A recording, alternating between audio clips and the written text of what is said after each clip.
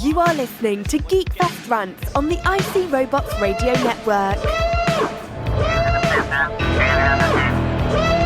You have located Geekfest Rants, the entertainment podcast for genre geeks like you. Shall we play a game? Covering the world of vintage and current film and television since 2010. Game over, man. Game over. Featuring in-depth conversations on sci-fi, horror, fantasy, comics, toys, and conventions. So say we all. So say we all. And now sit back, relax, and enjoy today's show.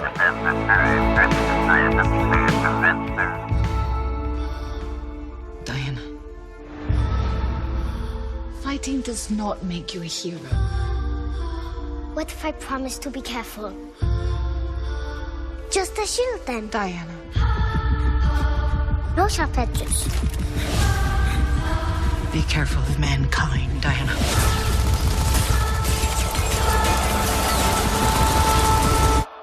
They do not deserve you. You've told me this story.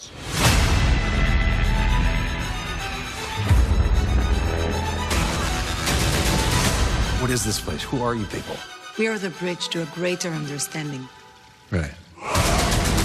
What is your mission? Well, here's the thing. You are in more danger than you think. The boys in the trenches called her Dr. Poison.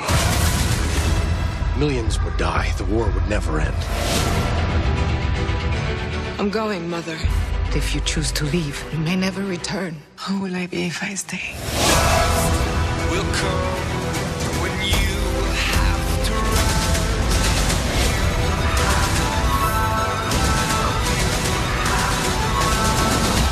To the war. Well, technically the war's that way, but we gotta go this way first. How can a woman fight in this? Ooh. Who is this young woman?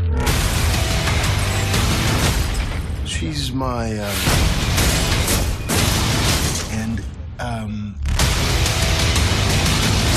Diana, Princess of the Mist. Prince. Diana Prince.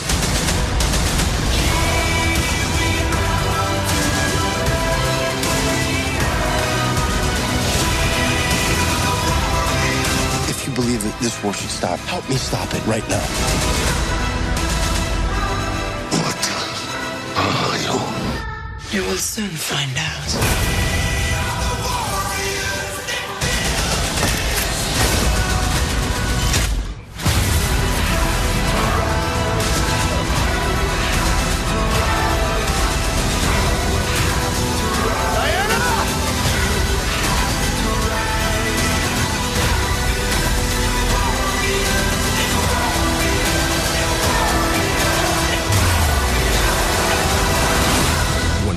Rated PG-13. Experience it in IMAX 3D June 2nd.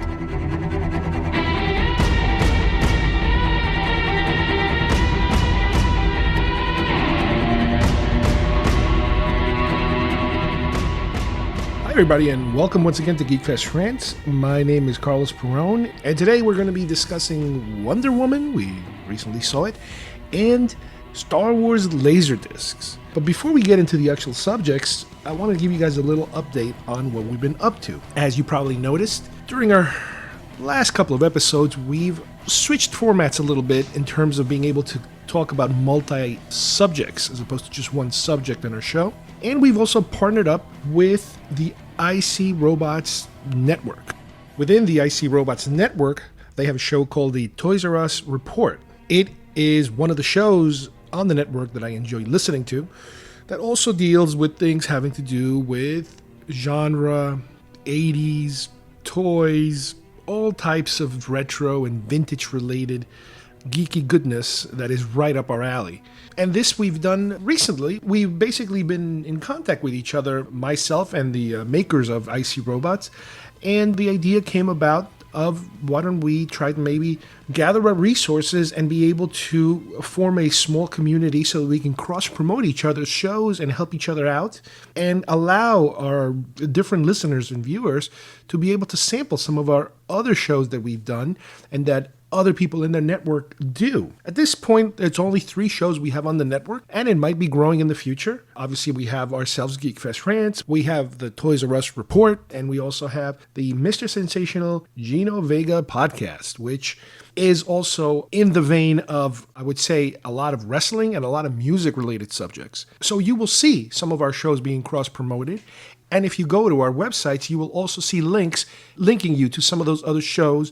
Plus, on Facebook, we'll also have some of the shows, cross-promoting each other. So in case you ever want to give it a shot and try them out, you won't be disappointed. Now, let me also give you guys a little background, because by doing this cross-promotional endeavor that we've been doing, people jump into shows and they might not know what your background is in terms of, do you really want to go back to show number 1 to learn what this is all about?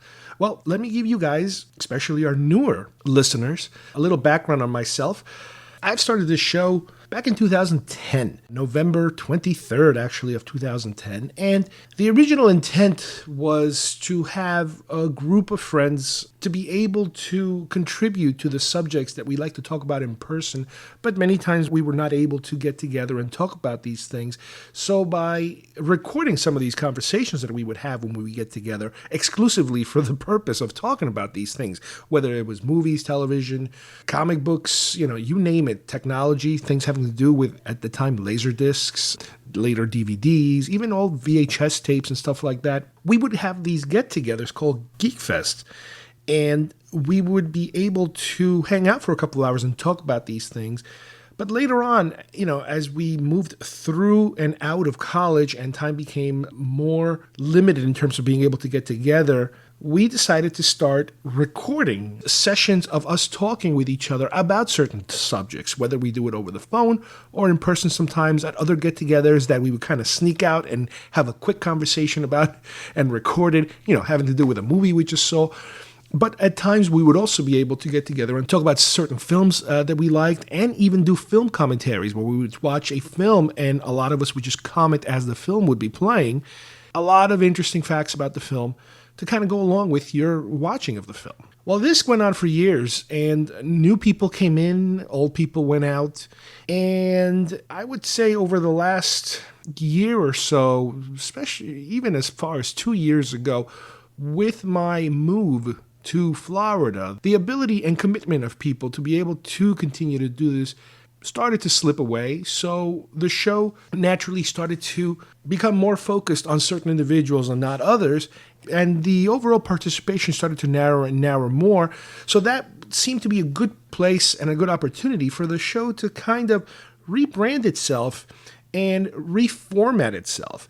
Some of the shows I would listen to, including a couple of the Toys R Us Report episodes, gave me the idea of possibly focusing it more and to make it more centric with myself as the primary host. Now, with that said, I still like to dip into, for example, my son, because he's into a lot of the things that I'm into, and he's also a big comic book guy.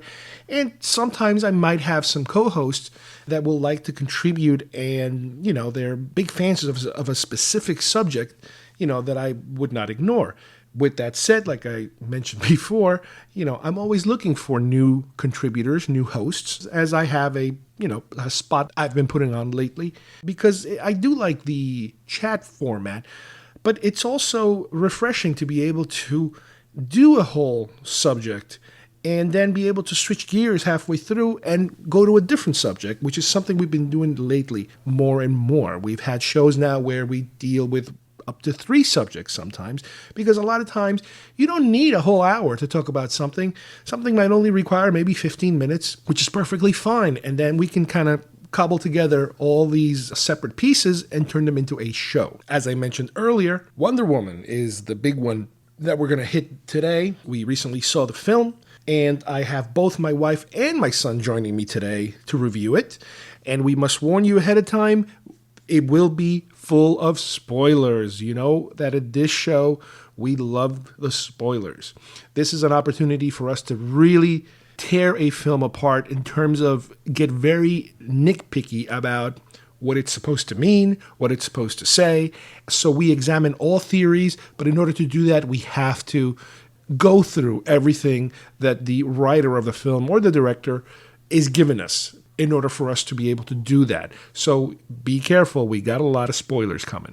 And then afterwards, Laserdiscs. I'm going to give you a little background on my particular involvement with Laserdiscs, and specifically the Star Wars saga.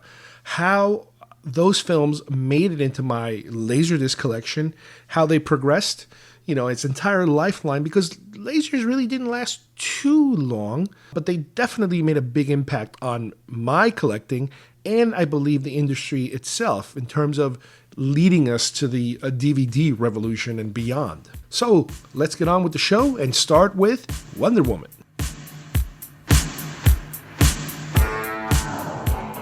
What did I teach you? You are the Duke of New York. You're a number one. You will not laugh. You will not cry. You will learn by the numbers. I will teach you. Can you dig it? Open the pod bay doors, Hal. I'm sorry, Dave. I'm afraid I can't do that. That spawn of Satan. Oh, really? The Force will be with you, always. All right, well, for today's movie review, we are going to talk about Wonder Woman. We recently saw it in a local theater here in 3D. We were able to take the whole family, so Kyle, Amanda, and my wife Kim were there. And I have Kyle and Kim here today to help me go over the movie and to get our feelings in a row in terms of how we felt about it. I know that for a while now, there were, it's the usual song and dance of, oh, there's reshoots. Oh my God, this movie's going to be horrible.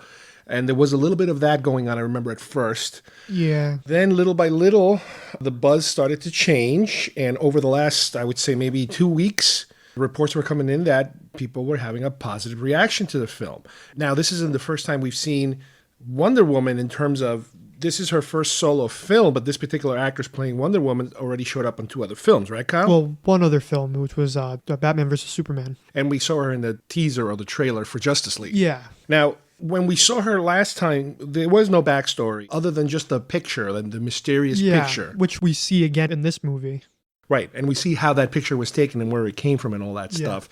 But when we saw her in the previous film, it's modern time, and she's already in full-blown Wonder Woman mode in terms of she's just somebody else who all of a sudden comes out of nowhere to help, with what's happening. And in the process, we then get that little mystery thing about the picture, which is, I guess it's a way of teasing us what's happening with this film in terms of saying, oh, wait a minute, her background has to do with this old black and white World War I-ish kind of looking picture. Yeah. So that's where we ended up. So let's go over a little bit with the story in terms of one of the best things that you have with a movie like this that everybody usually takes advantage of is the fact that you're doing an origin story. Now, this movie, I think I would say is like a third origin story, I think? Because it was a pretty big chunk of the movie, taking place. The whole thing was an origin story. Well, I'm talking about her, where she came from. Well, yeah, but this entire movie was building up to her, her first real appearance as Wonder Woman, Right, her introduction to the world. So let's go over a little bit of that. We start off with her growing up in this mysterious island. Yeah, New Themyscira. Which is, as far as you know, in line with what the comic book is about? Yeah, this is very tight to the comics.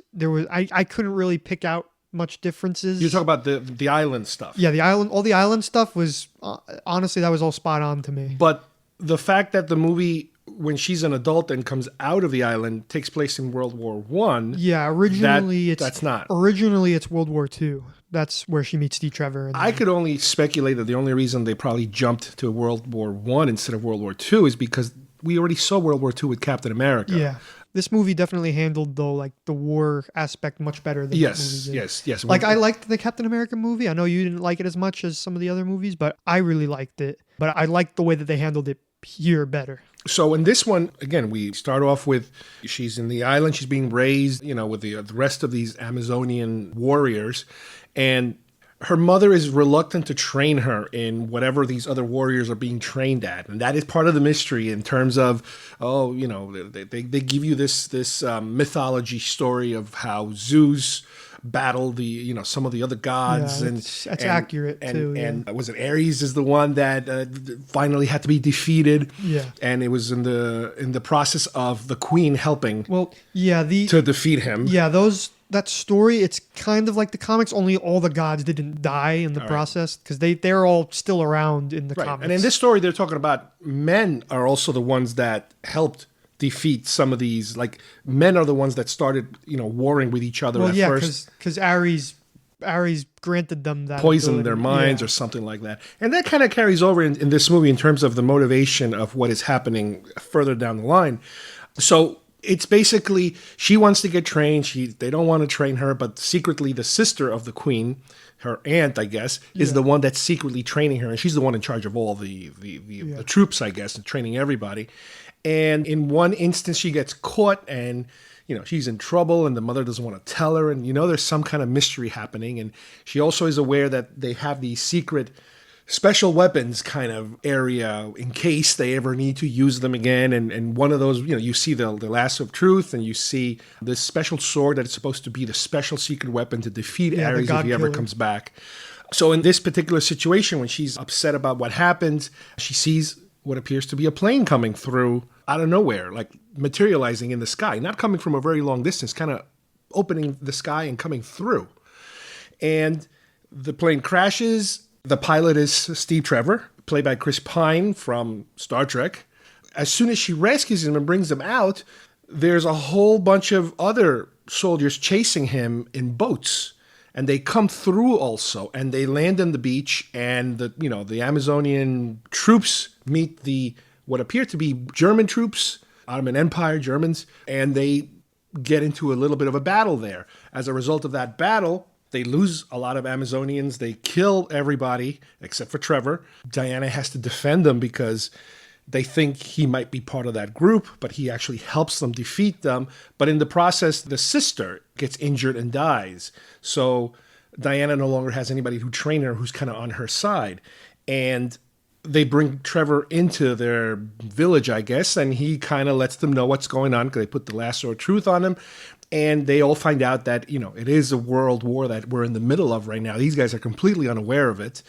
And Diana decides that she wants to get out there and help, with what's happening, because she associates this war with basically the return of Ares. And Ares is, in her opinion, poisoning the minds of men and causing them to be in this war situation. So that's where we're at with the story, with her coming to England into this war. Now, at this point in the story, I don't want to say typical, but it's your common, fish out of water kind of scenario where we have all these scenes where she's adapting to society and really not fitting in, trying to buy clothes and stopping a crime and, these things that are happening because Steve, the second he walks into England, they're already after him because he's a spy, basically. He's an English spy, but he's American, I believe, right? Yep. So he's an American-British spy. Well, I mean, I guess, they sent him to work with the English government. With the British. Yeah. And he brings her to his superiors to get approval for, listen, we have to do something about so-and-so because he's developing some kind of nerve agent weapons. And there's apparently this woman who's disfigured, who's like a mad scientist who's helping them out. Dr. Poison. Yeah. He has to kind of convince them and they don't want to go along with it. The fact that there's a woman in the room already freaks them out and they don't want to pursue things because the armistice is about to be signed. There's supposed to theoretically be peace coming, so they're trying not to have any more fighting take place, anything new that would disturb this apparent peace that's coming. But at the same time, General Ludendorff, who's the main bad guy we're dealing with here, other than the scientist, the woman scientist, he doesn't care that the armistice is coming. He's convinced that they have a better weapon in the works. He kills half his own generals in the process because they want to stop him from continuing with his experiments, and he's just going to keep going. So you have him keep going, ignoring the peace, and Trevor telling them this guy's not stopping because he escaped from where they were. He witnessed, and he actually stole a diary that has some of the formulas of this poison that's being created. So they don't approve him going on a mission to stop him, but he does anyway. He, on his own, he sets out to do it. He does have a guy on the inside, a British guy that is going to kind of help him quietly without anybody knowing to assemble this team, and they all head out to the front. So it's Trevor, it's Diana, and three other guys. Yeah. Three other mercenary types let's say. Yeah, there's the sniper, the actor, and the Native American guy. Yeah. And these are all the guys that we saw in that picture Yeah. from the previous film. So as they're approaching the front, they're getting bombed left and right and this and that. And Diana starts to see what's happening and actually witnesses the atrocities taking place and the soldiers getting hurt and all this stuff. And they stop at one of those famous World War I trenches that you're stuck in a trench for months and nobody moves. They just shoot at each other and nothing happens. They just stay there. So she goes up and takes off her clothes that she's wearing, and underneath she's got her costume, her Wonder Woman costume. She's got her shield, and so she starts moving forward on the line, and then Trevor and the other guys follow her, and she's able to disable, the German troops, and then the rest of the British troops kind of start following her too. So they are able to basically move the line forward, and in the process free a nearby village that's apparently being held hostage from the main headquarters of where this poison is being manufactured. So, like I said, they push forward through the line, and then they reach the village, and they fight everybody at the village, all the German soldiers. They defeat the soldiers. They free the people. They're all kind of partying. Everybody's celebrating, and they're all able to kind of spend the night there calmly, without any fighting going on. And the next day, they head out to the next location, which is the actual castle where this poison is being manufactured, so they have to infiltrate the castle. She goes in pretending to be somebody else, wearing a party dress because they're having some kind of party or something. And the rest of the guys are kind of sneaking in from a different area. So we get to a point in the castle where in the middle of the night they start launching something, and it ends up being these gas canisters they're basically bombing the town they were just in. And she freaks out, runs out of there in a horse, and gets to the town and notices that everybody's dead. All the people they just saved are now dead. It was kind of like all for nothing, kind of. And Steve Trevor reminds her, listen, our mission is to stop these poisons from being created, and we have to destroy them. And she just wants to save people, and she wants to be able to stop Ares. She's convinced that Ares is the chief general. And they kind of disagree there. She wants to do one thing, he wants to do another thing, so they kind of part ways. So she kind of goes off to try to find this general, and he goes off to kind of stop all these poison bombs that are in a plane, in a huge, gigantic plane being loaded, ready to be sent out somewhere to start bombing, I guess, England or whatever. And now you have the third act of the movie, which is kind of your typical superhero type of, okay, she defeats the bad guy, she fights with him, he has these slight superpowers sometimes because he takes this, it's almost like a drug that he makes him super strong, but she's able to defeat him anyway, and she ends up killing him because at first she was just kind of knocking people out and pushing them out of the way, but afterwards, when she noticed that everybody is just getting killed left and right and they bombed everybody, she's kind of like, okay, I have to kind of turn this up a notch a little bit because this isn't working. People are still dying no matter what I do. Trevor, on the other hand, is sneaking into that plane and with the help of his friends, and he takes off on the plane and is trying to figure out a way of, how do I get rid of these bombs? So as she finishes fighting off the other guy and kills him, this general, she kind of realizes or starts to feel like, wait a minute, I don't think this is working either because I just killed him, and magically everybody didn't just stop fighting like she thought that they would because of this mythological story that Ares is poisoning people's minds. So as soon as you kill Ares, everybody stops fighting and they're all friends again or something. But doesn't happen. At that point, we realized also that the guy that was helping them, the British guy, shows up to kind of tell her, listen, this isn't working. You're going to have to do things my way because I'm the guy in charge. And she realizes he is Ares. So they're kind of bringing the supernatural mythological part, kind of shoehorning in at the end of the story. And, he has all these powers. He can teleport from one area to the other. He can kind of like summon steel and metal. And at one point he blows things up and then he creates like armor, which is similar to when we were watching it in the beginning of the film. The armor is more like what his comic book representation with is. The horns and all that stuff. Yeah. And that's kind of how they showed it to us in the beginning when they were showing us how Zeus vanquished, killed him and whatever. One point also that it's worth mentioning, and it's a little bit of a spoilery point, and that is that we do find out that Diana is really Zeus's daughter, and that's something that her mother kept quiet, and that is the mystery that she wouldn't let her know, which is why when she finally kills the bad guy, Ares, she kind of says something like, she calls him brother, because she kind of understands, or we understand now, that the weapon was not the sword, because she loses the sword. The sword gets destroyed by Ares. She is the weapon, and that's why Ares wants her to join him, so that they can both, do that whole rule the world type of thing, brother and sister ruling the world. And that is the crux, the big mysterious part of the story. So, again, this is a more typical superhero ending where you have these incredible supernatural things taking place with, the fighting, and while this is happening, Trevor is able to get the plane away, but he realizes the only way to destroy this is going to be to blow the plane up while he's flying it, and he does that. And that also triggers, with her, the loss of her new boyfriend, I guess you can call him, which is a tragic point in the story, which I was surprised that they went that far. Yeah, getting rid of a character like that. Well, I mean, that's how it kind of happens in the comics, really, when after they first meet. And also, I kind of felt like that was kind of a lot like Captain America. Only it's more about the person on the ground than the person in the plane. Yeah, I mean, there are some similarities there.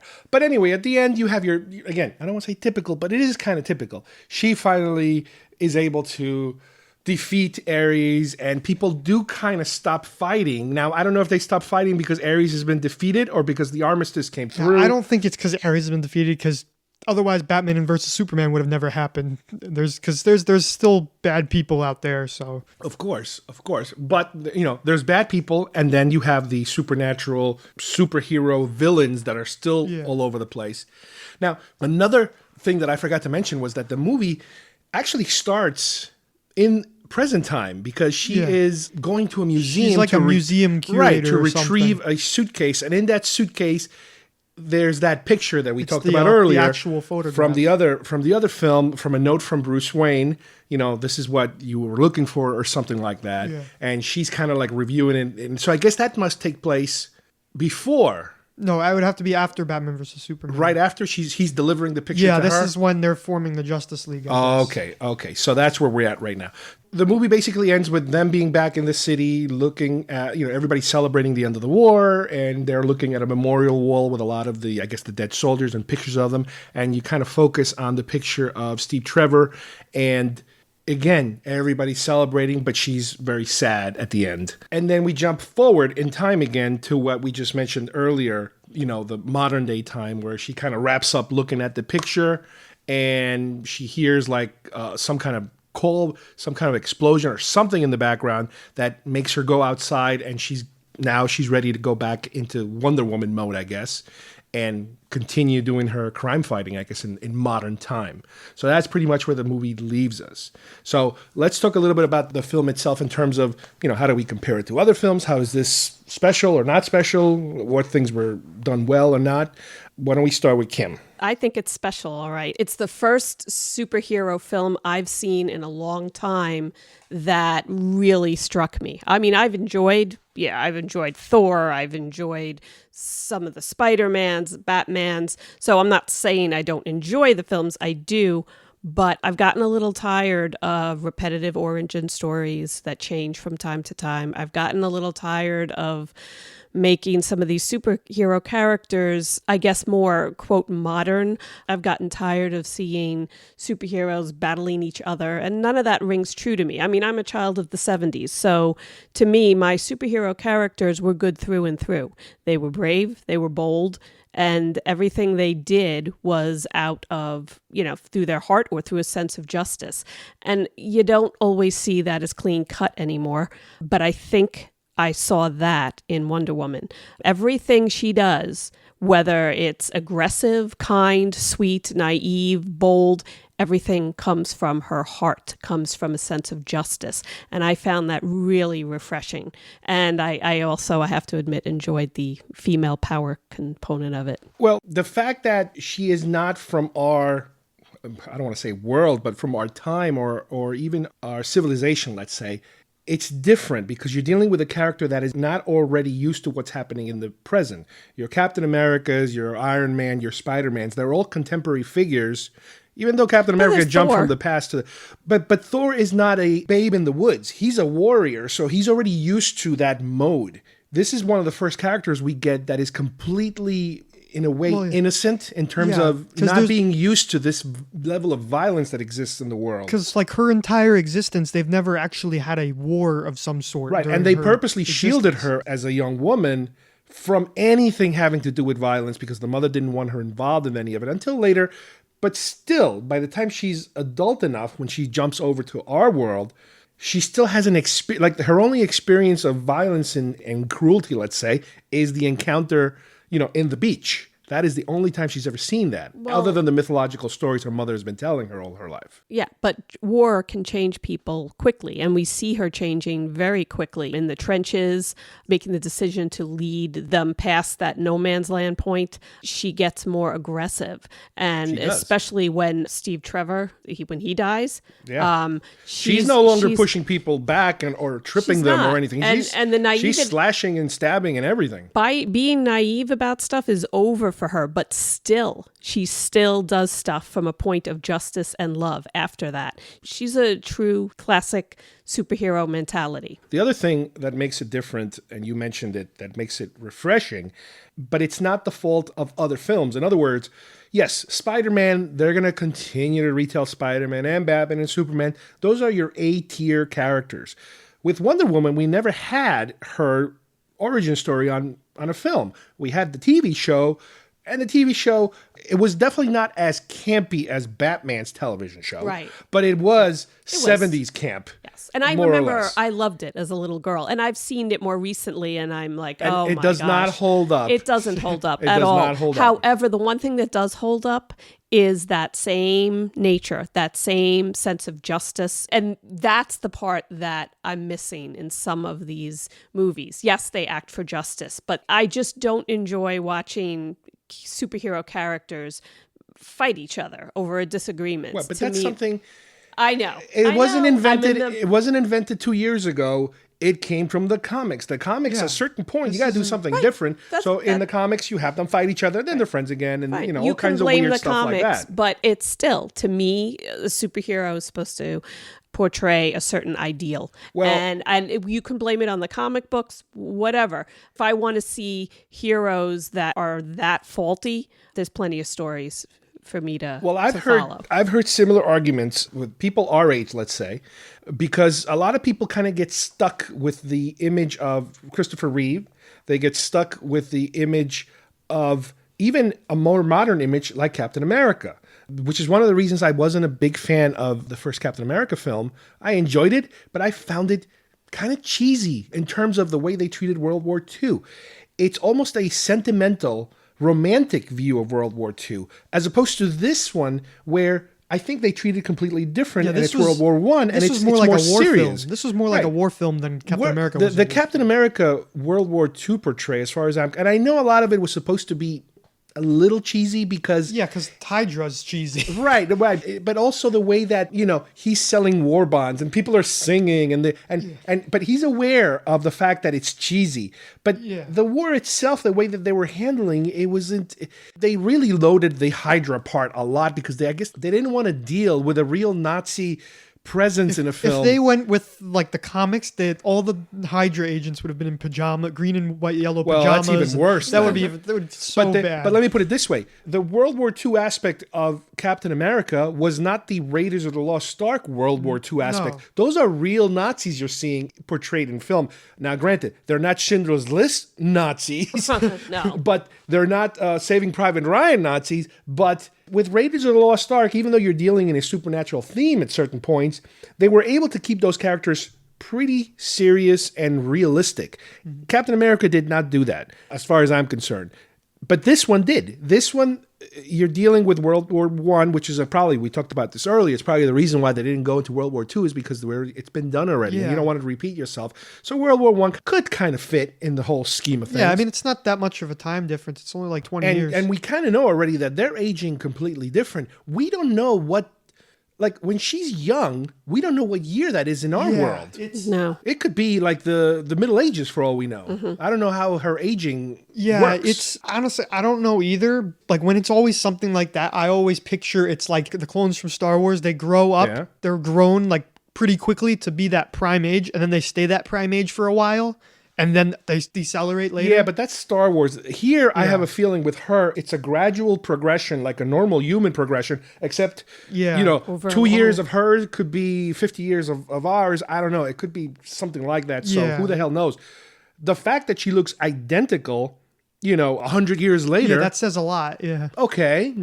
Obviously, okay, so they're going in that direction. So who cares? I mean, they might not visit the past. I mean, they might have some flashbacks in the future of her, more of her growing up to get more cameos and more scenes of her being trained or whatever. But I think we're kind of done with the origin now. They're going to move forward. So, and they also just said Patty Jenkins is signed on to do the second one when good. that's ready. So She did a it's in her phenomenal contract. Yeah, her claim to fame was the movie Monster. If you remember, Charlize Theron vehicle, she played the serial killer. She won an Oscar for it, Charlize Theron. And apparently, she was supposed to direct Thor 2, Dark World. Yeah. And that kind of fell through at some point, Yeah, too. it was her decision. She just didn't want to because it was something with creative-wise. So it's a good thing she held out for this one. So now, let's talk a little bit about the DC world. I know everybody craps all over DC for the darkness issue. And yes, it's dark, but that's the DC flavor. In other words, Marvel has its look, DC has its look. DC is generally in the comics a significantly darker storytelling. From Dark Knight, which is still my favorite superhero film ever, Dark Knight. Dark Knight is my favorite, but Captain America 2 Winter Soldier is my favorite of the Marvel side. How about you? Where are you with that? Yeah, well, I definitely would put this movie above Captain America, the first one, wherever that was, but I mean, you're putting me on the spot here with this. Yeah, but what's your favorite? Come my on. favorite right now, I guess, I think it would still be maybe Avengers or Civil War. Okay. What about DC? What's your favorite DC? DC, I'd have to say it would probably be Dark Knight too. Yeah. Okay. I would say Dark Knight was, and Wonder Woman has surpassed it for me. What about Marvel? Have you seen enough? You haven't seen all the Marvel films, so you really... You haven't seen Civil War. You didn't see Civil War. Because you're still poo-pooing over Spider-Man. I mean, I didn't see Civil War. if you don't, well, let's put it this way: if you, But I've seen. That's what we should watch. Civil War is a continuation of Winter Soldier, so it's that flavor. But the Captain America movies, Winter One and Winter Soldier, bored me.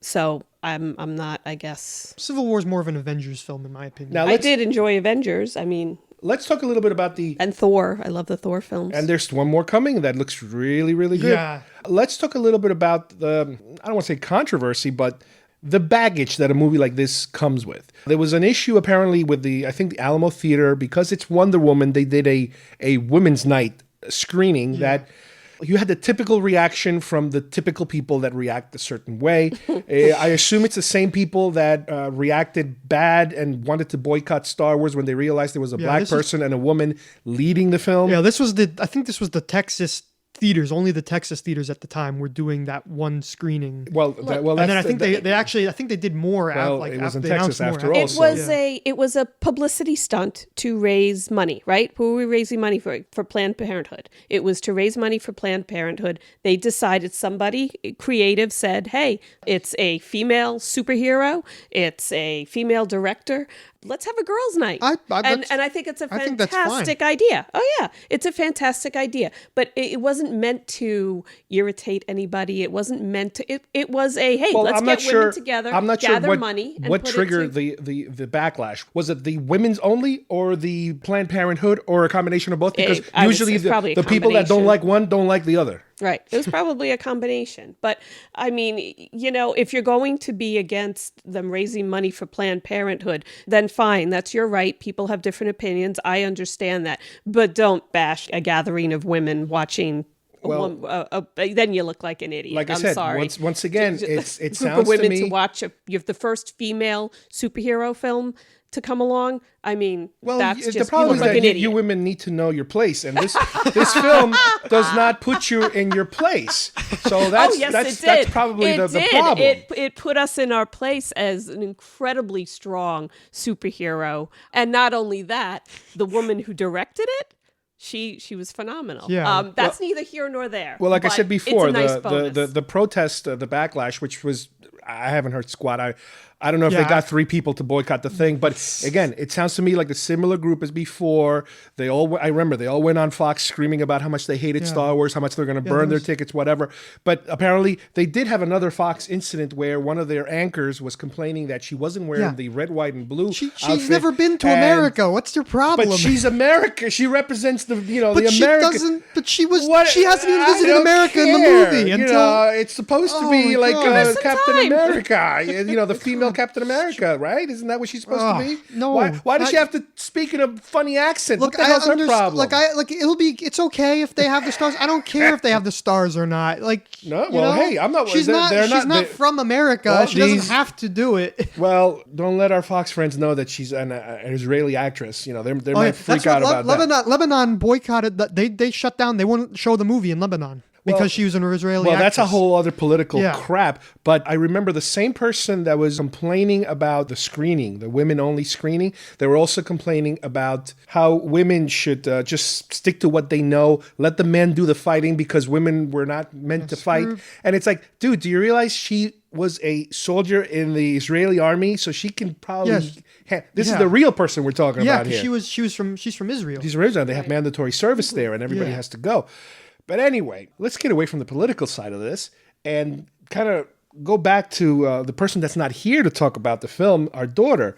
And, we've been trying to expose our daughter to a lot of these type of things in terms of, whenever you have a television show or whenever you have a movie in this case where there are lead characters that are women, we always try to show it to her. With her, it's with Rebels and Clone Wars. They created a character that's a central major character, and she kind of grabbed onto this character and made that connection that there's somebody that kind of maybe, I don't know, looks like me, represents me, is kind of more like me than the other characters. Oh, that was Ahsoka. With Ahsoka, even though she's not even a human character. Right, but I mean, the whole deal with Ahsoka, I think Amanda was, 6 years old maybe? And she just loved her because in the beginning, when Ahsoka was younger, she had a very, she had more of a funniness to her.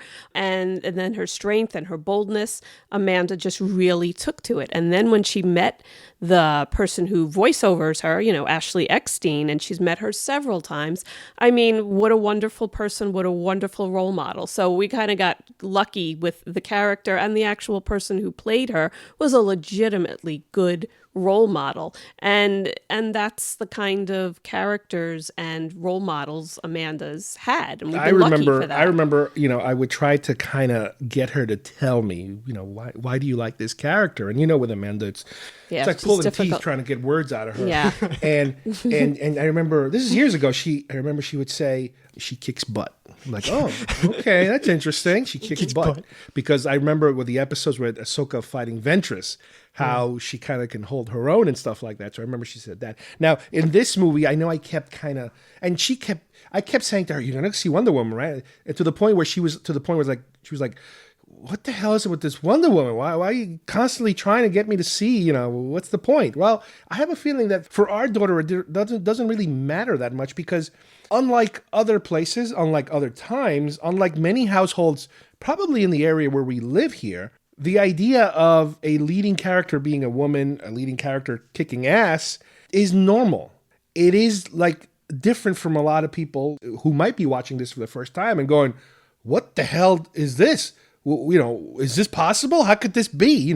This never existed. And it's like, well, that's because it's different. I don't particularly see such a reaction out of Amanda as I would probably imagine out of some other households where this type of exposure might cause some problems. Yeah, I mean, I don't think anybody in our circle of friends, but I have to admit to you guys, when we said we were going to go see Wonder Woman, I wanted to see it, but given, my viewpoint of a lot of these superheroes, while the films are great, them not ringing true to me and giving me that superhero sense of excitement, I was kind of expecting more of the same. And halfway through the film, I was just so psyched. I mean, she's easily my favorite superhero character now. I mean, I just love the combination of her toughness, of her war ability, and her softness and her side of, I just love the combination of her toughness, her heart, her boldness, her war training. She's bold and she's full of heart at the same time. This, I think, goes to the whole issue of diversity in terms of how these films are diversifying their cast and their characters. When you have people that see a character that looks like them, that maybe talks like them, maybe acts like them, it's a completely new thing, and people start to take ownership of that. That happens all the time. It's happened especially in this genre, and this genre is known for taking ownership. You take ownership of whether it's a sci-fi thing or a horror thing or a fantasy thing. It becomes, part of what you are at that point. And once you start seeing the possibilities of, wait a minute, if this could also be somebody like me, then, especially for kids, their brain starts to kind of click in a different way of trying to see the possibilities of what they can possibly achieve maybe, or even create. It's like, oh, this isn't for me. This, let's say you like to write, you're a writer or you're a filmmaker or whatever. It's like, you always see these films, but it's like, yeah, it's great, but you know what? People like me could never do that thing or could even be into that thing. So once you start seeing these characters that kind of resemble you, it kind of changes people a little bit. We have Black Panther coming up. All of a sudden, you're going to have a wave of different looking people that are going to be brought into the circle. Now, we've had African-American characters already, but I think this was going to be the first lead character. Is that right? Yeah. I mean, the Falcon's been around, but he's not a lead. Yeah, he's not. He's a lead, but he's not the lead. The lead. This isn't an origin story. This is, probably the first time since Blade. Yeah, since Blade probably, but Blade was before. Blade was the second renaissance of superhero films. Yeah, but like in Blade this came in the middle. MCU, yeah, the current modern incarnation of the superhero films, Black Panther is going to be the first of its kind. Now, remember, Wonder Woman's the first as far as women are concerned. We have Captain Marvel coming. Yeah, that's going to be Marvel's response. That's Marvel's first female lead. Yeah, that's going to be coming out, I think, after Infinity Wars. Both Infinity War movies are over. So it's good that both DC and Marvel are, in their own little private war with each other. Yeah. They respond in that way in terms of expanding the diversity of their characters. The way the critics also responded to this movie, too, like especially Rotten Tomatoes. I remember Batman vs. Superman, it was like 30%. And then like Suicide Squad was like 20%, and then this one's like 93%. Yeah, this one's getting a lot of good buzz, not just the critics, but the audience, which is really good, because a lot of times when the critics give you good numbers and the audience don't give you good numbers, people are like, oh, the critics are just being PC. They're being nice because they're supposed to be nice. But no, this is a genuinely good movie. I would say it's probably the best one so far of the Justice League type of crew in terms of your Batmans, your Supermans. I still hold on to my Dark Knight as my favorite, especially because of Heath Ledger. He stole the movie. The guy just stole the movie. Yeah. But as far as I'm concerned, this one's now the lead of the DC's definitely. ones. Yeah, by far. But like Batman vs. Superman, for me, the more and more I talk about it and think about it, the less and less I like it. Wow. Just because of how choppy it is at certain points. And then Suicide Squad, like it sets up a good universe, but that's all it does is set up. That's it. It was one gigantic origin story. Yeah. And then Suicide Squad, honestly, I thought it was a great Suicide Squad movie, but as a movie, it's not that good because the way it's too choppy, but that's kind of what Suicide Squad was in the comics. And that's kind of how you got to read Suicide Squad too. And I thought it was a great interpretation of them, but as a movie, it's not that good.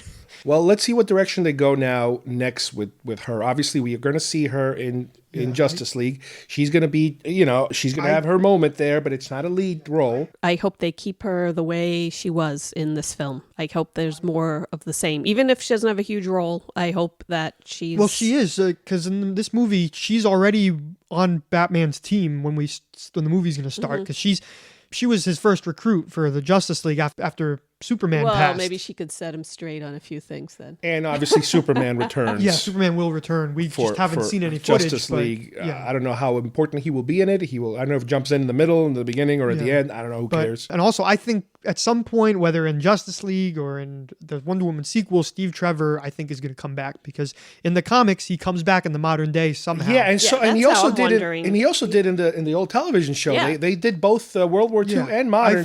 I don't remember how they worked it out writing wise. I don't know. I feel like he's going to be part of Argus in some way. He's going to be kind of like maybe Agent Coulson of the DC universe or something, because his character is a very important character in the Justice League as a whole. I don't understand how they're going to bring him back. But they honestly they have to bring him back with all the comic knowledge that people know. They have to bring him back somehow. Yeah.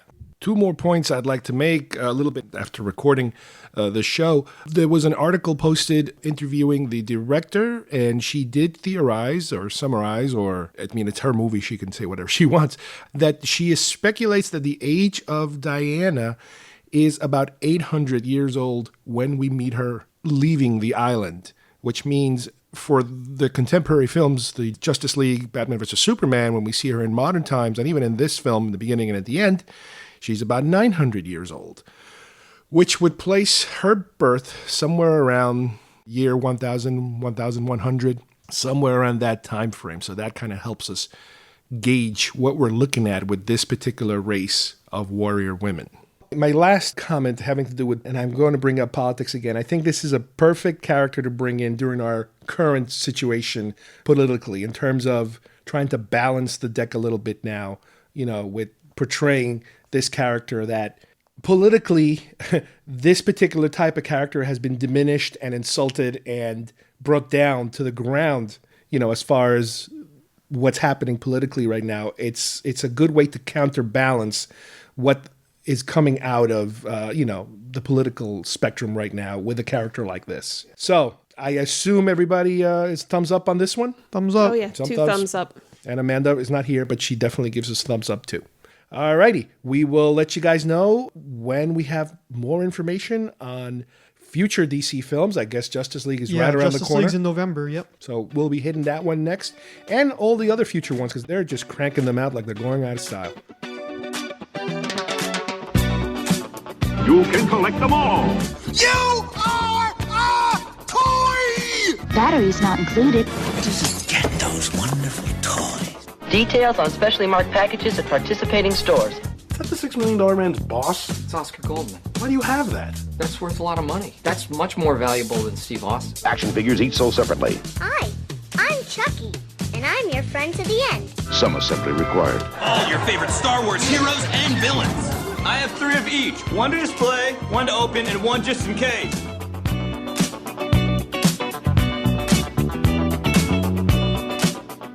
For our collectibles segment today, I like to talk about Laserdiscs, something that a lot of us who are, big movie buffs, I would say probably around the early to mid 90s, probably had quite a number of them. Some of us probably still have them. Some people probably still even have functioning Laserdisc players at their home, but it's more probably not an everyday type of thing that you would use.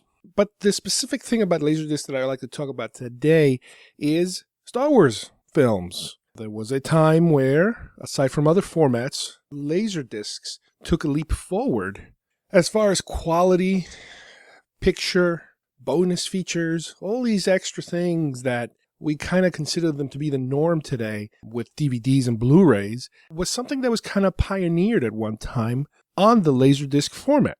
My particular introduction to Laserdiscs came, I would say, probably around college. I would say probably around 1990, maybe a little earlier than that, but probably 90 was the beginning of it for me, because I used to have a friend who in college had gotten, he was an avid collector of odd and unusual VHS material. Part of what we used to do for our Geekfest, our original Geekfest, was to go to each other's homes and watch all this weird stuff on VHS that people used to find, especially this one friend. And one of the things he got before a lot of us did was a functional Laserdisc player. But most of us were still a little reluctant because we were all still VHS people.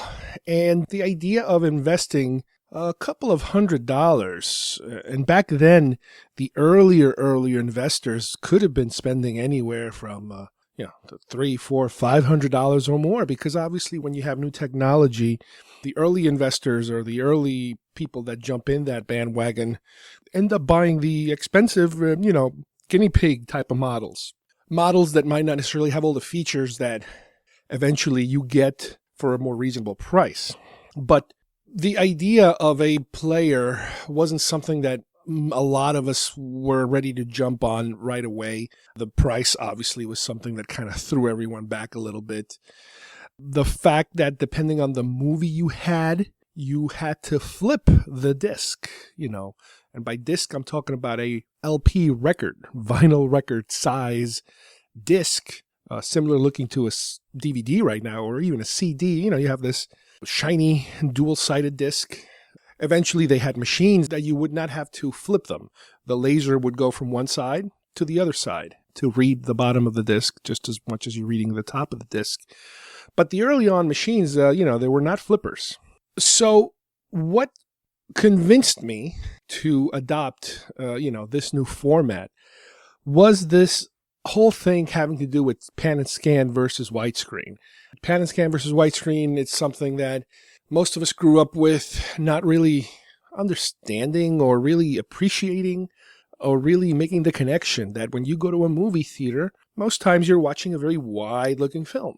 But when you came home to your regular television set, films that were on VHS, for example, or films that were just played on television, regular television, they were not in this very wide format. They were more of a box format.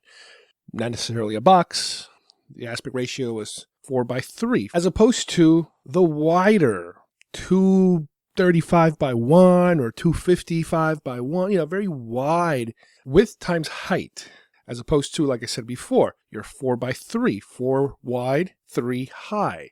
Slightly wider, very slightly wider than the height. Almost a square, let's say. So I do remember in college hearing about, in Japan, they have HD sets. And in Japan, they have different aspect ratio already. And, you were able to watch things pretty much in the same aspect ratio that you watch them in the movie theater. And still, it wasn't the type of thing that I was like, yeah, but, what would that look like? What exactly are you dealing with when you go to that extent to be able to see an image? The best thing to do is to do a comparison. And believe it or not, you just have to do the comparison. You have to watch the same scene of a movie at the same time and compare, top to bottom. You have on the top of the image, you have a nice big white screen image, and on the bottom of the image, you have a squarish image. And you kind of see how digitally it is somebody's job to go back and forth. So when you have a wide image, it's almost like you're looking at the whole picture. You are looking at the whole picture. But with pan and scan, you're only looking at let's say the center of the picture. Sometimes you're looking at the right, or sometimes you're looking at the left. So every time the film cuts, an editor would have to then make a cut and reframe the shot. So for example, the 3 guys standing on the right and a car on the left, well, you know what? Aim the screen at the 3 guys on the left and fill the screen with those 3 guys. Forget about the car on the right. That kind of things. Sometimes in movies, you would have the problem where action would take place in a wide format that was very important on either end. Let's say, for example, a gunfight, a Western gunfight. And I think that happened I think it might have been Silverado. The movie was Silverado, where you have 2 gunfighters at opposite ends of a very wide image. And for television purposes, what you ended up doing, when you're watching it in the movies, both of them draw at the same time, both of them fire, and one of them falls down. Let's say, for the sake of argument, the guy on the right falls down dead. Great. But when you watched it in a pan and scan manner, the editor has to decide, which am I going to show you? I can't show you both because the image is too wide. So I'm going to show you the guy on the left, and then I'm going to cut to the guy on the right, and then I'm going to cut to the guy on the left. So he's creating this suspense, if you will, by cutting back and forth between the two. But finally, when they shoot, what you end up seeing, I believe, if I remember right, was the good guy focus on him shooting, and then cut to the bad guy falling down.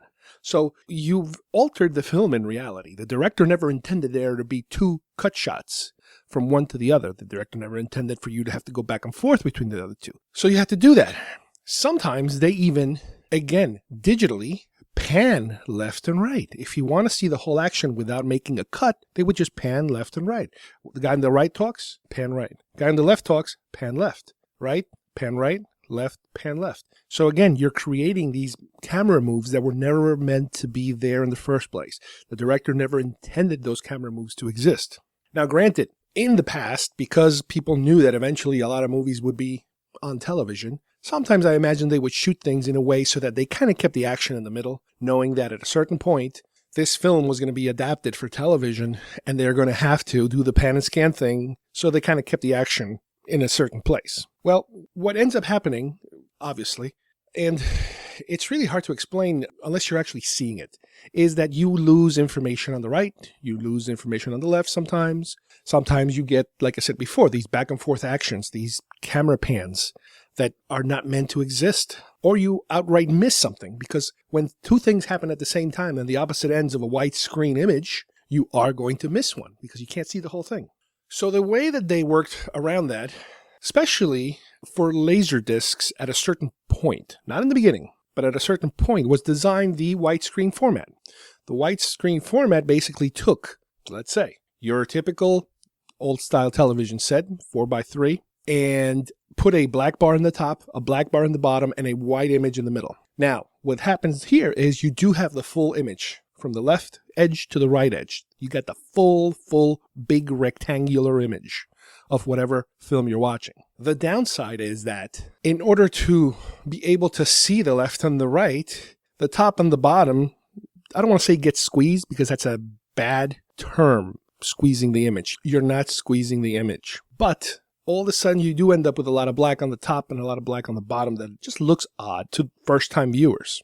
Some people just don't understand it. I remember I used to go to stores. This is back when I used to rent movies, and people would say, I want to rent this movie, but I want to make sure it's not the one that they have all that black stuff in the top and the bottom. I mean, the picture's so tiny. But you do end up basically sacrificing some of the size in order to be able to see left and right. And one way to compensate for that, back in our days, was to basically get a bigger TV. The bigger the TV, the more that you can make up for letterboxed films. Now, if you don't care and it doesn't matter to you, then don't bother with it, obviously. You stick to your pan and scan movies and you're happy. But for us who enjoyed watching the original frame of the film, the original dimensions of what the director shot, widescreen was the way to go. And that was one aspect of what convinced me. A friend of mine did a demonstration, I remember back in school, and he showed me, I think the movie was Aliens. What he was able to show me was how a widescreen compared to a pan and scan version. And then, I got to see it and I was like, wow, you're absolutely right. There is so much more missing information with the regular standard format that I've been watching all these years. And there is an actual difference. There is something to be said for more actual information. So there you have part of the reason why that is something that I kind of was attracted to. The next thing was the picture quality. Back then, the amount of information that you could put on a disc, the fact that you were reading it digitally through a laser, an actual laser was reading the information, made the picture quality a lot better than your typical tape being rubbed against, a video head to create the image. The quality was completely different too. Let me go a little deeper here, or technical, in terms of the actual picture quality. We all grew up with tube sets.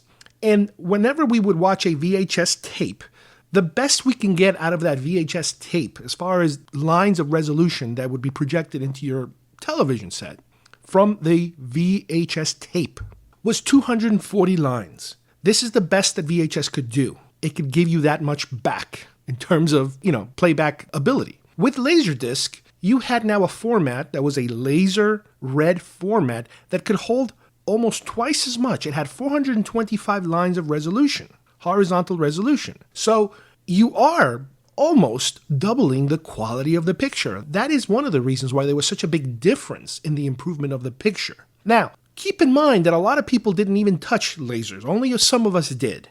Some people went straight from VHS to DVD. By the time you go to DVD, you go to 540 lines of resolution. That is a big, big jump. That's over twice as much as what you had with VHS. That is why people that go from VHS to DVD notice an even bigger difference. Those of us who went from laser to DVD, it was an improvement, but we were already kind of halfway there. Now, what's funny about DVD and even Laserdisc is that back then, and I remember this because I had a regular color tube set, and as I progressed with my Laserdiscs and even DVDs, I ended up getting bigger television sets. Anytime I upgraded a set, I would get a bigger one and a bigger one.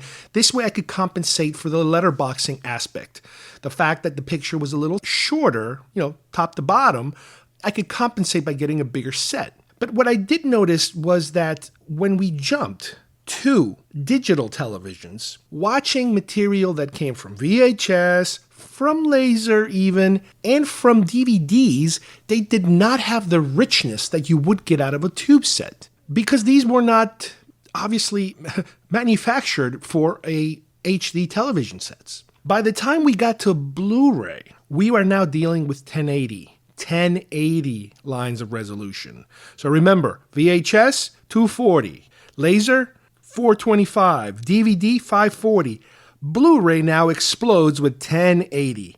Twice as much, pretty much, as DVD. 5 times more than VHS. It's just a ridiculous number to kind of conceive in terms of why does it look so damn good. It's the resolution just completely blows everything out of the water. And remember, what's coming next, and it's already hitting the stores, is 4K, meaning almost 4,000. The actual number, I think, is 3,840, but it's 4K. It's almost 4,000 lines of resolution. So imagine the ridiculous difference. If Blu-ray is only 1080, about 1,000, 4K should be looking about 4 times better. It just boggles the mind, these numbers of how better these things get. Now, granted, you want to see 4K DVD, you're going to have to get a 4K television set to understand that, to comprehend those numbers. So there is something there that you got to kind of understand and be able to compensate for this technology that just keeps getting better and better.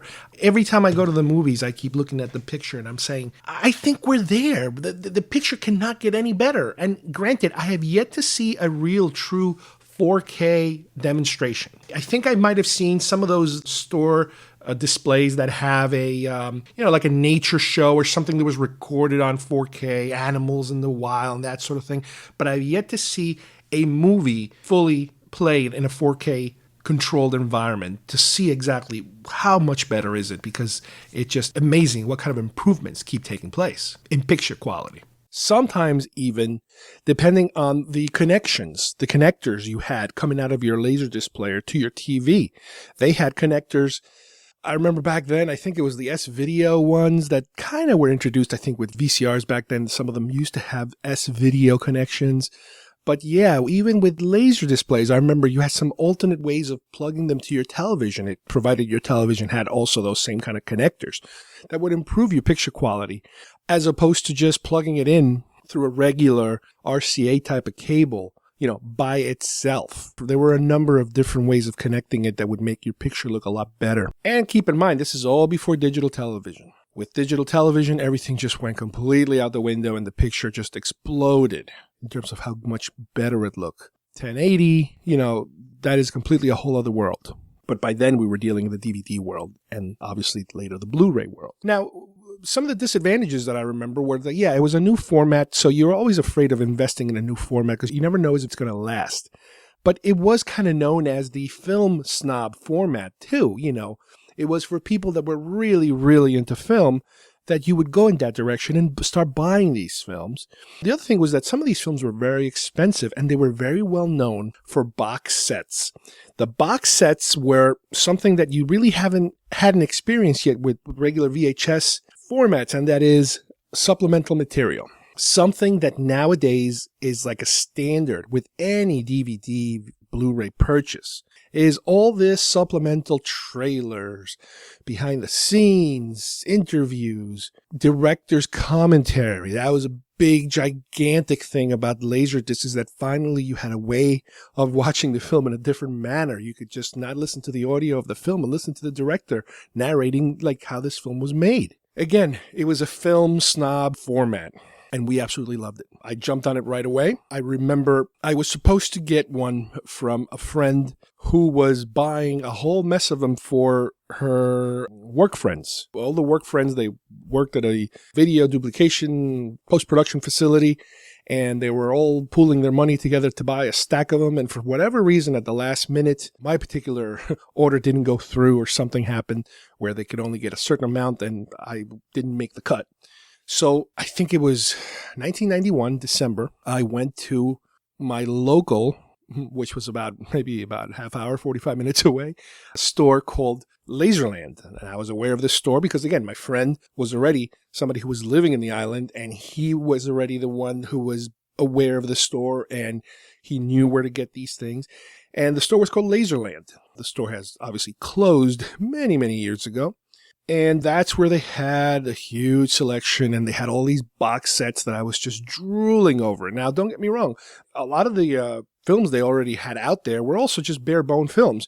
You might get a disc with just, the movie and maybe a trailer, and that's it.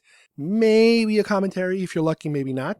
And that's something you could get for a decent price. But if you wanted a box set, one of those super thick ones with multi-discs inside with a lot of extras and bonus material, some of them might come with a little booklet inside, really, really beefy purchases, those could cost you in the $100 to hundreds of dollars, depending on what you were buying.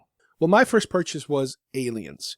You got to remember, it was and continues to be one of my favorite films. The supplemental material alone was just worth it a dozen times. The director's cut, the deleted scenes, all these things, I just had to get my hands on them. And that was my first purchase, off the bat. I remember I went with my girlfriend at the time, around Christmas time of 91, and made the purchase. And it took me days to go through all that supplemental material. But now that I'm switching formats, I already had a VHS collection of a lot of movies, obviously, not an insane amount, but a reasonable amount of movies. It was kind of like, well, you know what? You got to start your basic food groups here. You need your Star Wars. Well, with Star Wars, again, I didn't want to go back to pan and scan. So my point was, if I'm in this new format, I only want widescreen. So for me, in order to start getting a lot of movies at once, one economical way of doing it at the time was to join the Columbia House Laserdisc Club. Now, I've talked about this a little bit in the past, that I've belonged to the Music Club, I belonged to the Laserdisc Club, I belonged to I believe they even had a DVD club at one point. Every single format you can think of, they've had a Columbia House version of it. So in one swift move, I was able to order, I think for $0.01, the 3 Star Wars films, the trilogy, in widescreen. That was very important because I wanted my material in widescreen. Now, at that time, luckily, by the early 90s, we already had a version of Star Wars, the Star Wars original trilogy, in a widescreen format. However, the lifespan of the Laserdisc versions of Star Wars went through a whole bunch of different steps until its eventual demise of the format.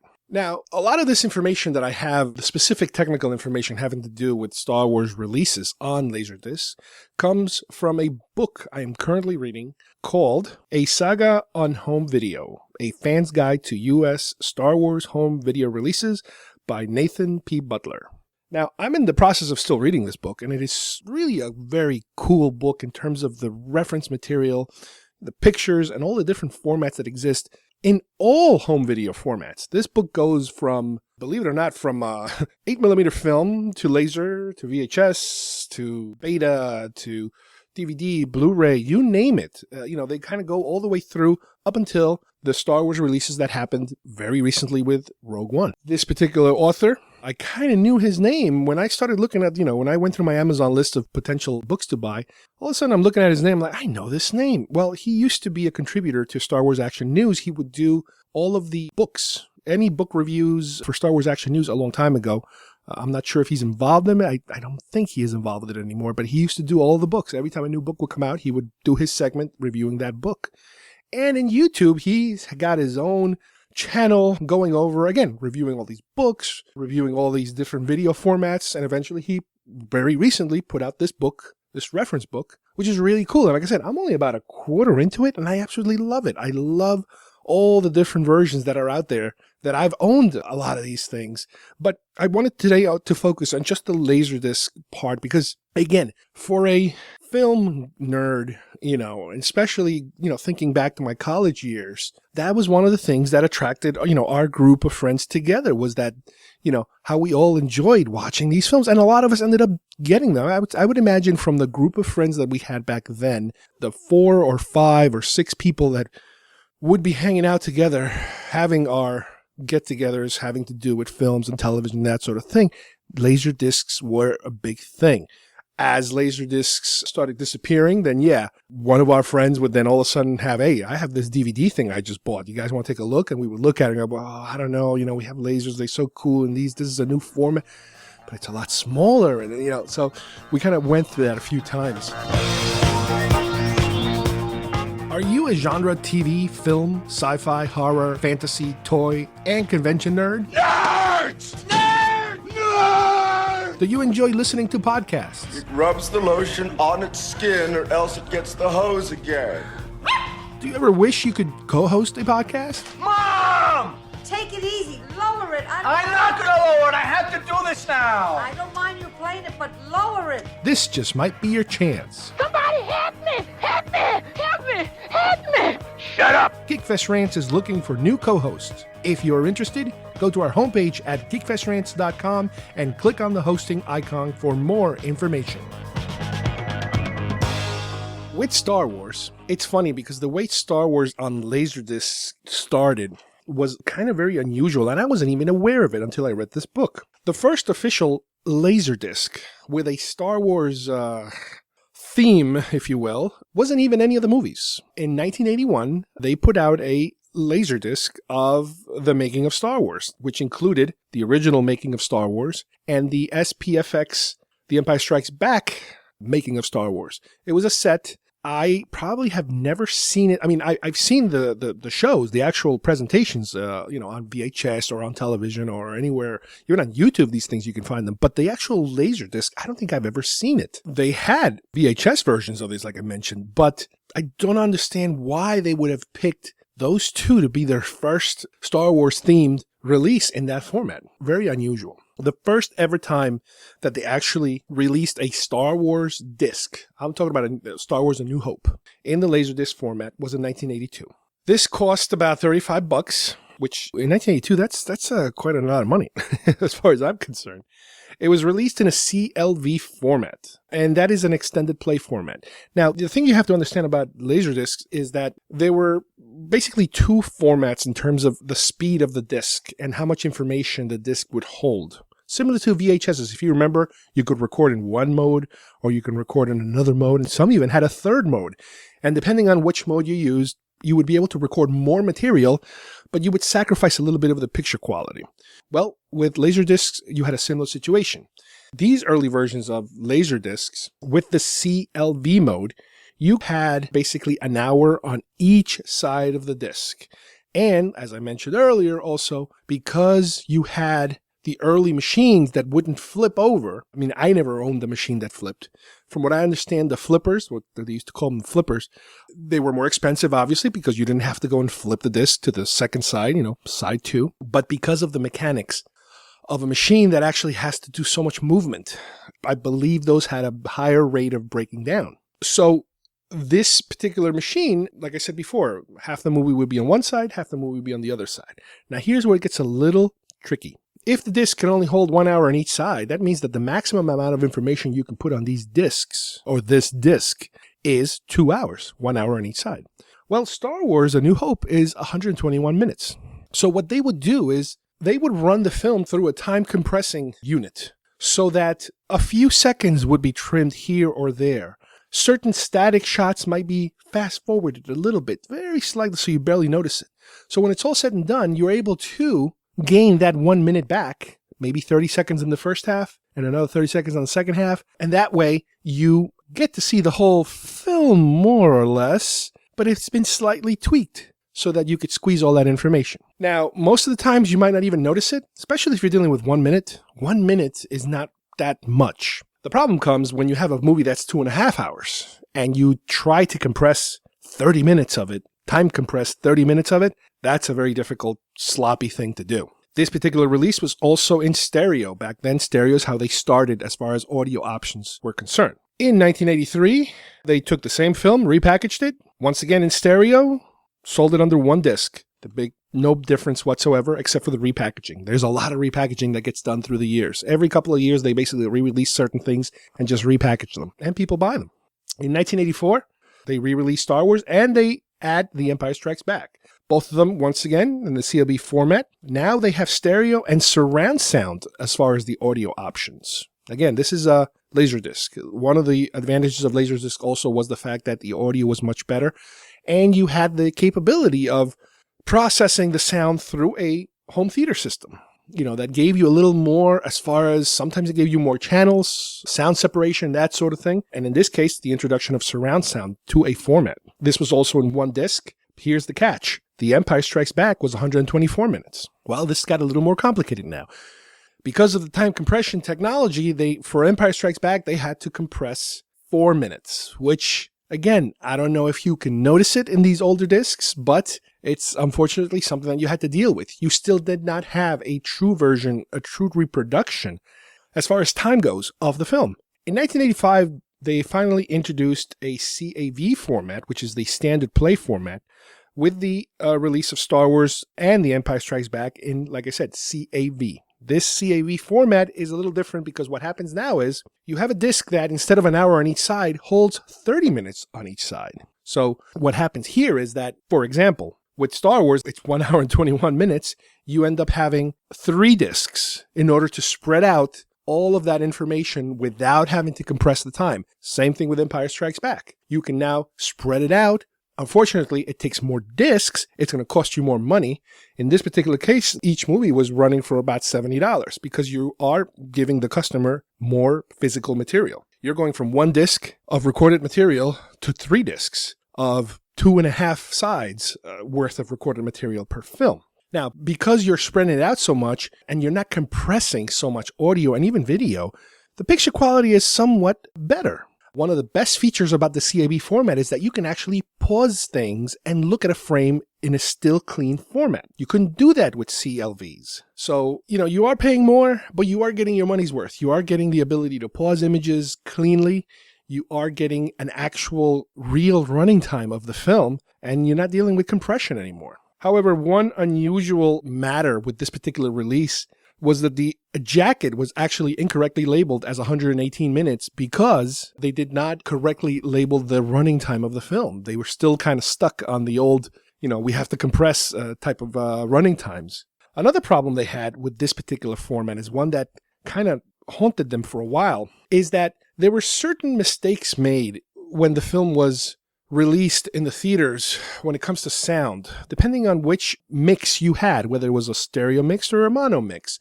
Sometimes the wrong audio track or the wrong audio take would be placed in a scene, and that kind of thing carried over to the home market. You might remember it being one way in the theater, and then all of a sudden there's a different one when you're watching it at home. The most noticeable ones from what I read were the Aunt Beru lines. They sound a little different.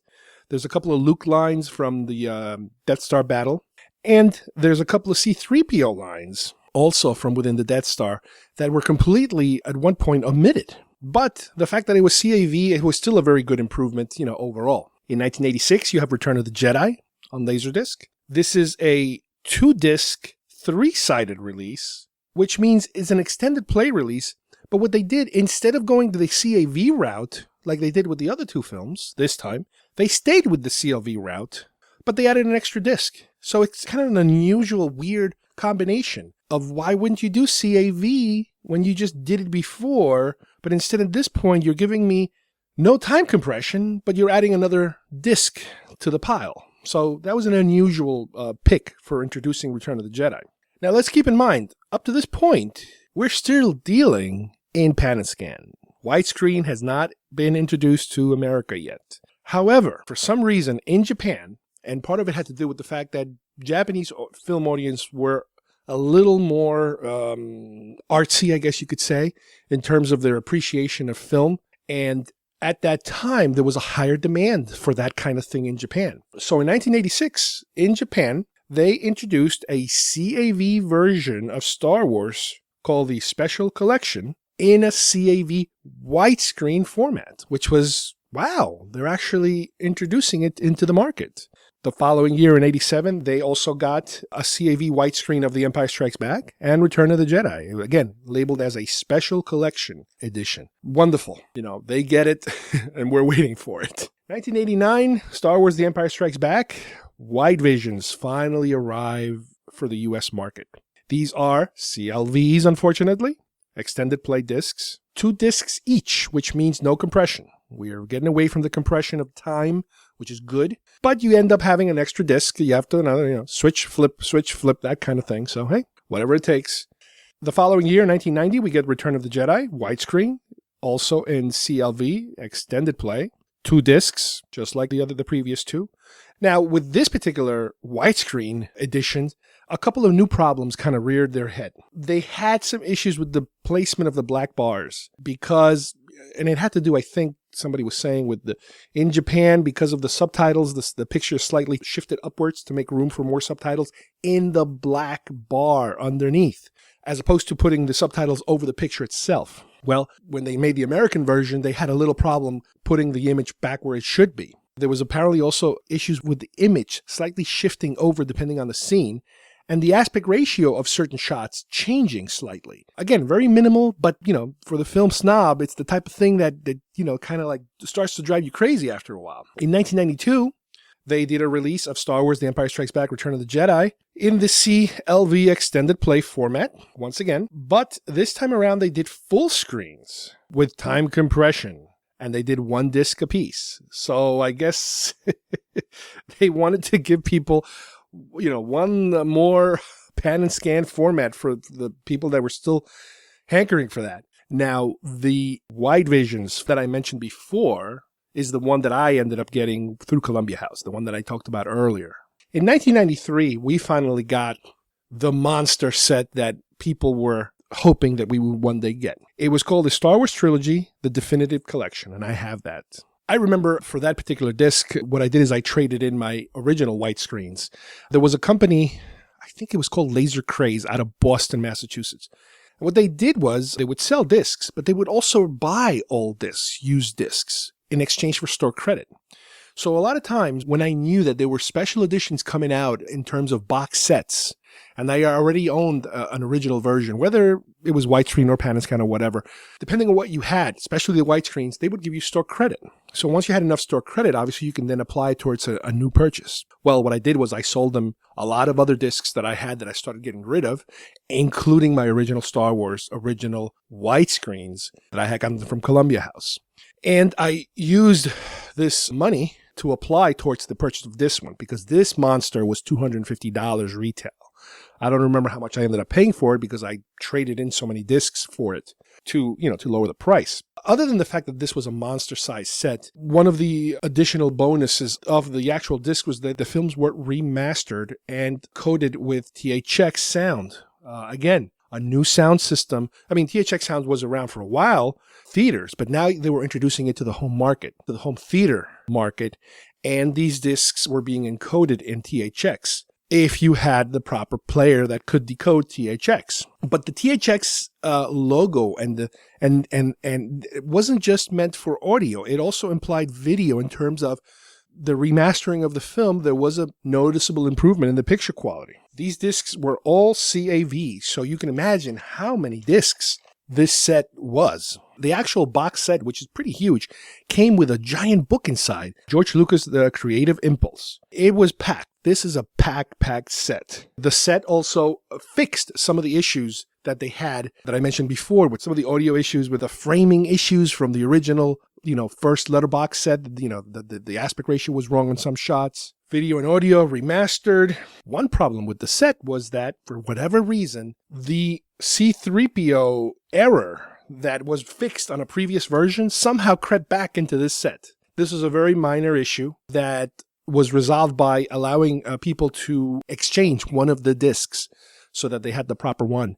And I believe I never took advantage of that. I believe I probably still have the original bad disc with those missing lines. So this was a monster, like I said. This was an absolutely monster set. It was called a definitive set and the bonus features were all over the place. You had commentaries from the director, obviously, and a lot of the technical people, and they were scattered everywhere in the disc. They weren't continuous. They would kind of go in and come out. All the trailers were there. So many behind-the-scenes material. It was just the most extensive Laserdisc set that was ever put out at that time. Now, while this is happening here in the U.S., Japan starts to catch up to a definitive collection. In 94, Japan puts out the same as ours, basically pretty much the same, except for they added a slipcover to the book. Then in 95, they released two sets, a definitive collection in a CLV format, which is, again, kind of odd. Why would they go backwards? But they also included the making of Star Wars and SPFX, The Empire Strikes Back, and Classic Creatures Return of the Jedi. So that first disc that I was telling you about from 1981, two of those documentaries are in here for the Japanese version. And then they added the third one. And the third one, I believe, was a documentary from CBS about the making of Return of the Jedi. Then also that year, Japan puts out another version of it, once again in the CLV format. But the bonus disc included in this one is not the previous two.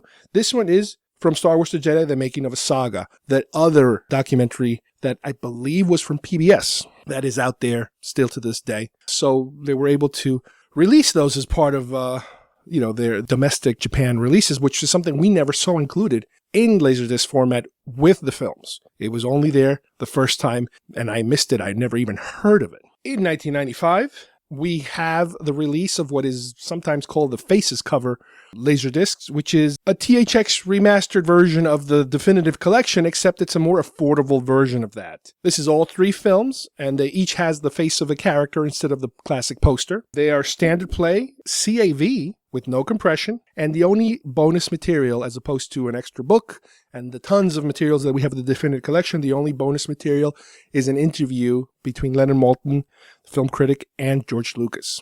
And this is the one that, in all formats, they were touting them as the last time that you could own the Star Wars trilogy in its original format. That's because they knew that around the corner, this is 1995 we're talking about, they've been already working on the special editions. So it was a way to rebrand the fact that they're about to move into something new.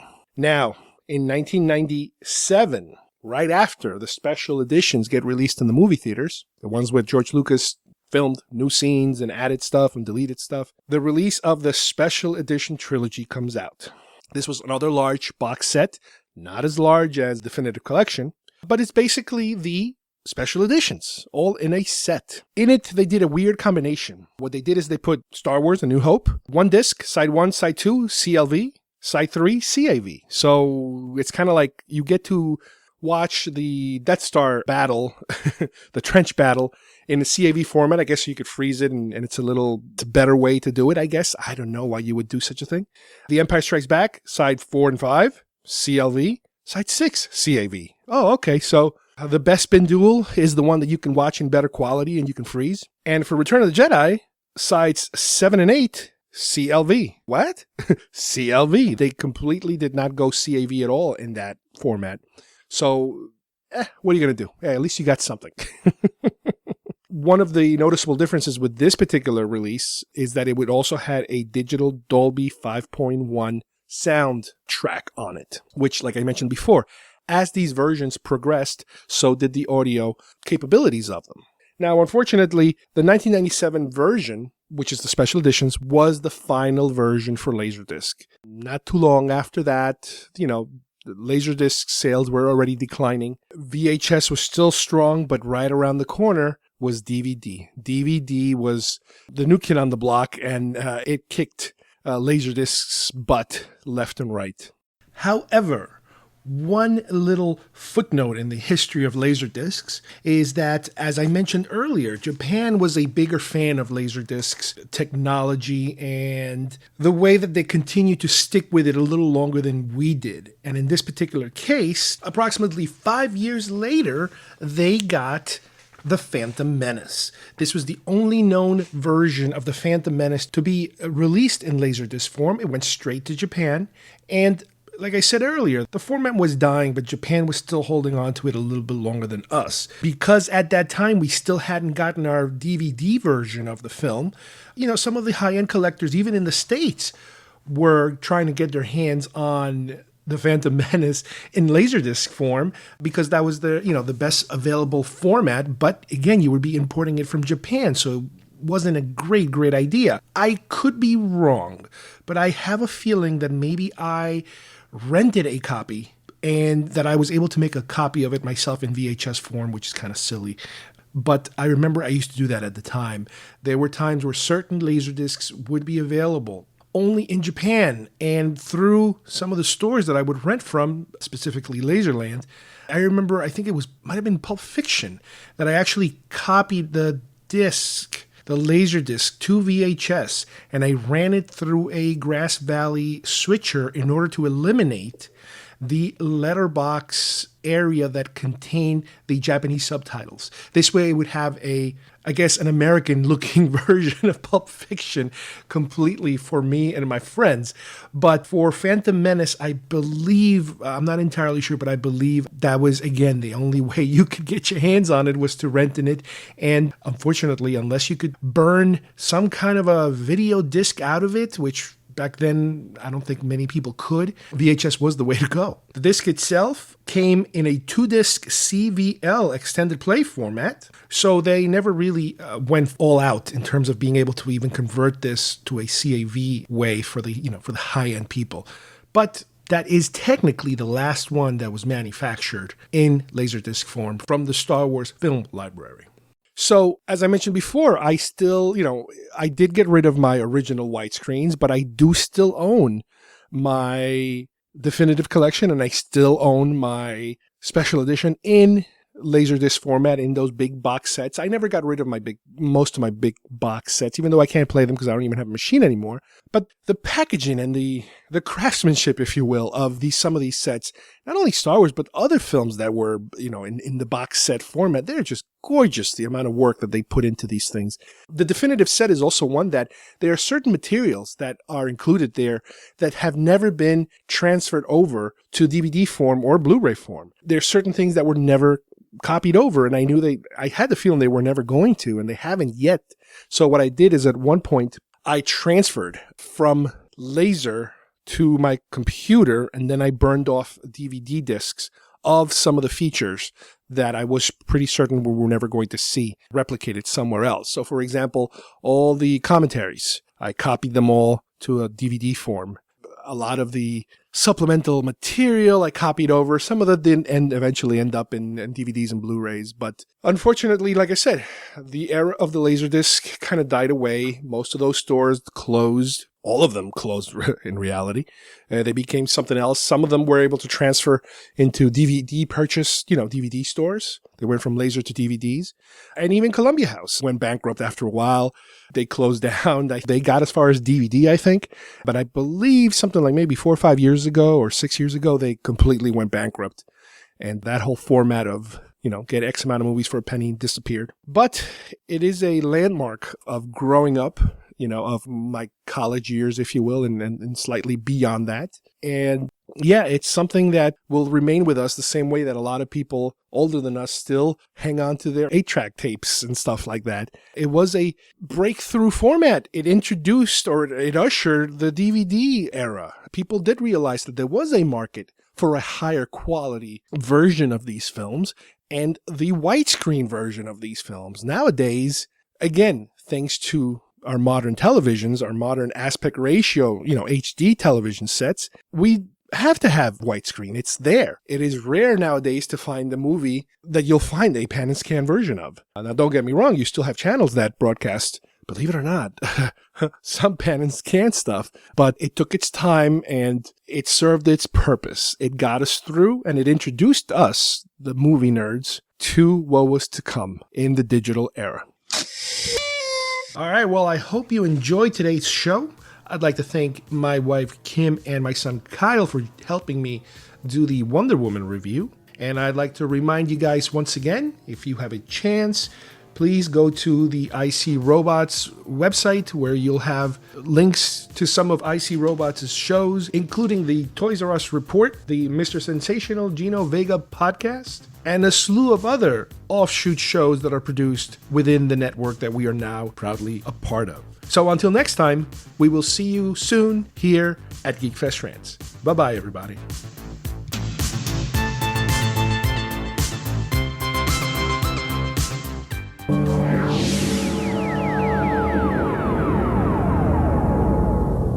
Can you imagine seeing movies as close to the original cinema quality as possible at home? We came, we saw, we kicked its ass. Then you're ready for Laserdisc. The latest in home entertainment is the PAL Laserdisc player, a machine which plays both feature-length movies and compact music discs.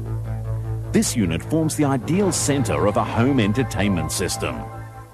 Feel your living room come alive as you experience your favorite concert or movie with up to 60% better picture quality, matched by the stunning digital sound of compact discs. Girl, we couldn't get much higher, yeah. Hasta la vista, baby.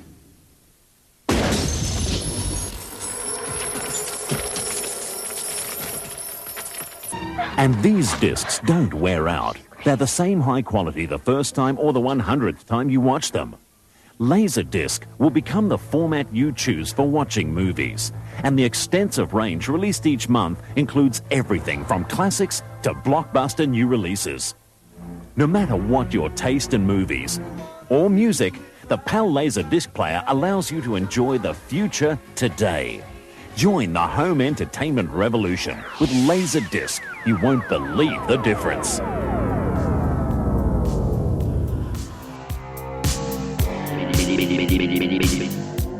If you would like to subscribe to our show, send us messages, or see video links to some of the topics we talked about today, please visit our homepage at geekfestrants.com or our YouTube channel, Facebook page, or iTunes at Geekfest Rants. I don't know what we're yelling about! Geekfest Rants is produced by Carlos Perón, copyright 2017. This broadcast is part of the IC Robots Radio Network. Visit icrobots.com for this and many other nerd/nostalgia related podcasts. You won't be sorry for long.